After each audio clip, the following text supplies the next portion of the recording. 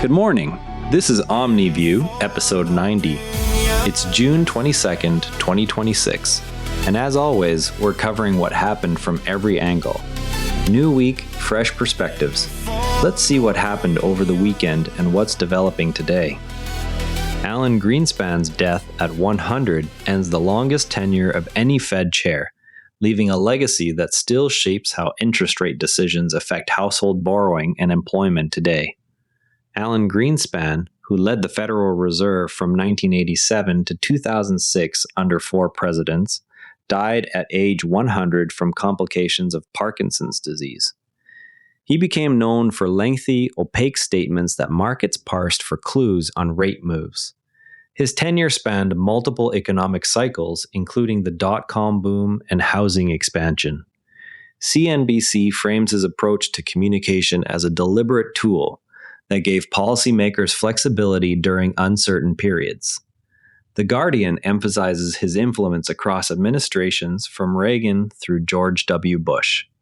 Treasury officials and former colleagues argue his steady hand during the 1987 crash demonstrated the value of experienced, nonpartisan leadership at the Fed. Civil liberties and transparency advocates counter that his reluctance to speak plainly reduced public accountability over decisions that directly touch wages and savings. Even supporters concede that later events tested the limits of the hands-off regulatory stance he favored. The question worth considering is what evidence shows Greenspan's statements moved markets more than formal announcements. Shifting now to weather developments in Britain. The Met Office placed a rare red warning over parts of England, forecasting temperatures that could reach 40 degrees Celsius and cause road, rail, and air disruption. Officials say surfaces may melt and rails could buckle. The Daily Mail stresses potential travel chaos and economic costs from the extreme conditions. BBC reporting focuses on the health minister's warning that many citizens will suffer. Infrastructure agencies argue that decades of underinvestment in heat-resilient materials now force costly emergency measures. Public health groups contend that earlier, clearer guidance on vulnerable populations would reduce hospital strain more effectively than last-minute travel bans. Both sides acknowledge that repeated extreme events are testing systems designed for milder conditions. The question worth considering is which regions face the strictest movement restrictions. Meanwhile, France faces similar conditions on a larger scale. French authorities placed over half the country under red heat alerts, ordering school closures in affected areas. The health minister warned that many citizens will suffer as temperatures peak on Monday. French media emphasized the scale of school disruptions and the strain on working parents. Government statements stress preventive action to avoid excess deaths seen in past heat waves.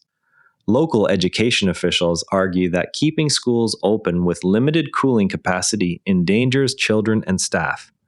Labor unions counter that sudden closures shift childcare burdens onto families already facing high energy costs.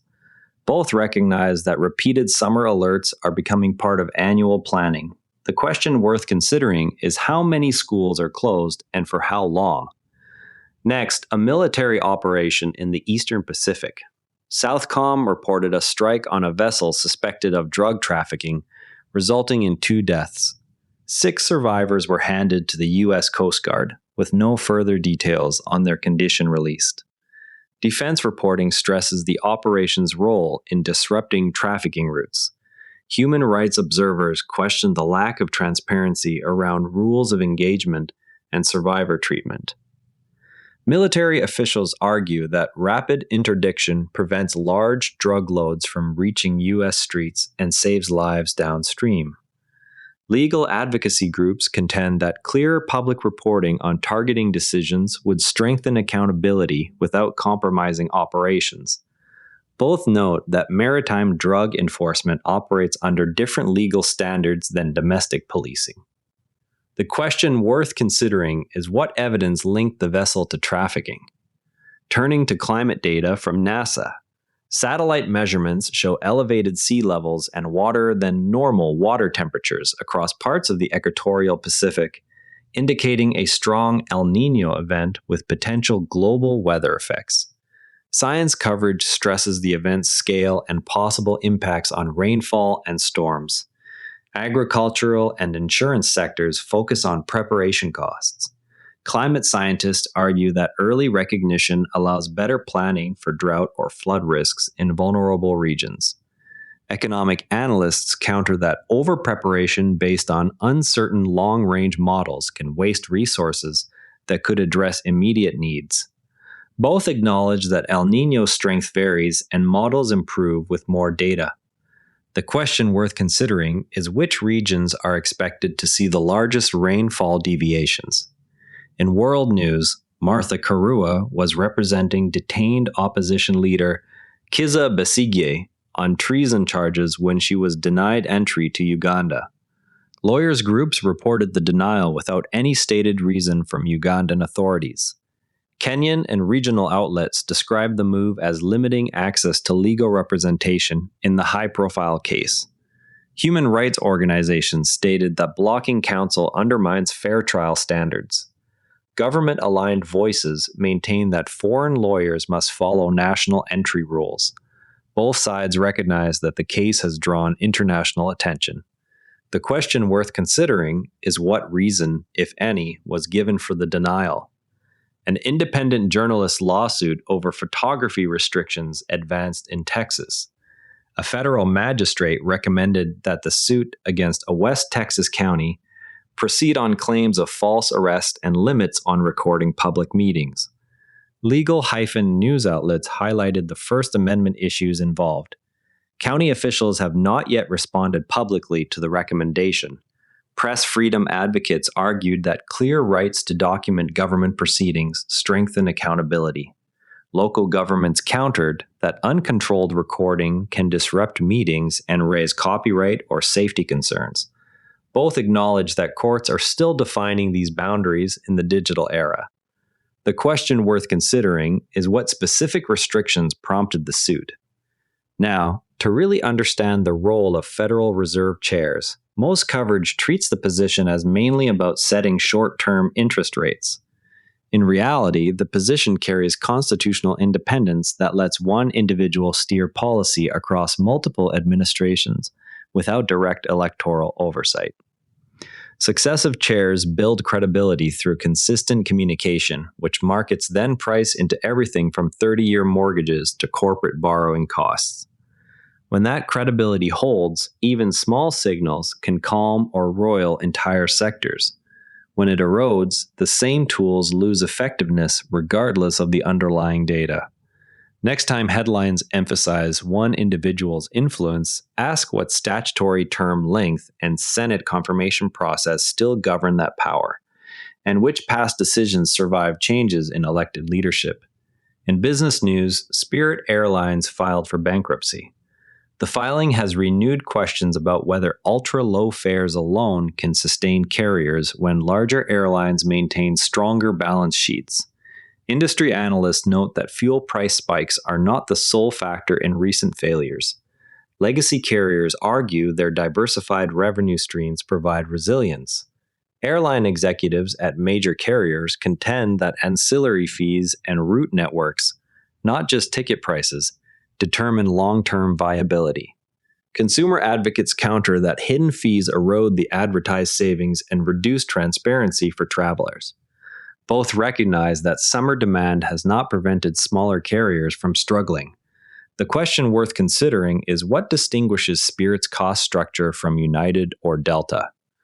Copper prices rose after reports of major progress in U.S.-Iran negotiations. Traders cited potential relief for global supply chains and lower energy price pressure. Commodities desks viewed the move as a bet on reduced geopolitical risk. Industrial users welcomed any sign of stable input costs. Mining analysts argued that even modest de-escalation can quickly shift futures pricing in thin markets. Manufacturing groups countered that underlying demand trends and inventory levels matter more than short-term diplomatic headlines. Both noted that copper remains sensitive to any renewed tensions. The The question worth considering is how large was the intraday move in copper futures? In technology developments, Pennsylvania's largest economic development deal, a $20 billion data center package, has drawn criticism from residents concerned about land use, power demand, and regulatory shortcuts.